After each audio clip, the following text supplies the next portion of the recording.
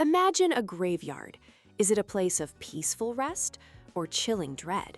The difference isn't the setting itself, but its atmosphere.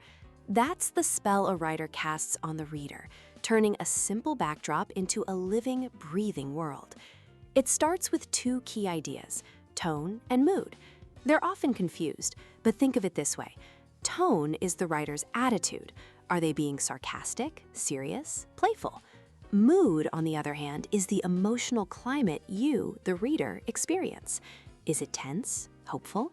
An author can use a witty, sarcastic tone to describe a terrifying monster, creating a mood of dark comedy instead of pure horror.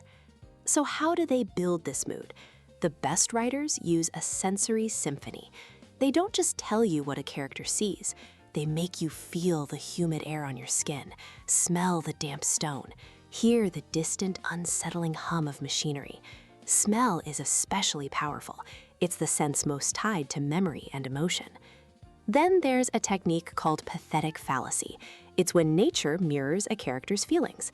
If a character is heartbroken, the sky doesn't just rain, it weeps. If they're furious, the sea snarls against the cliffs. But it's crucial to avoid cliches. Instead of a predictable thunderstorm for your villain, maybe their sinister joy is reflected in the silent, unsettling perfection of a spider's web. Finally, every single word has weight. The room was quiet is neutral. The room was tomb-like is ominous. That one word, tomb-like, carries emotional baggage.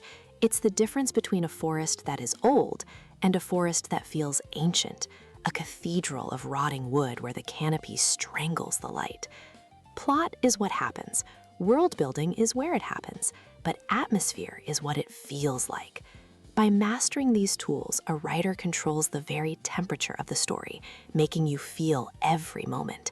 They build a world not just for you to see, but for you to live in.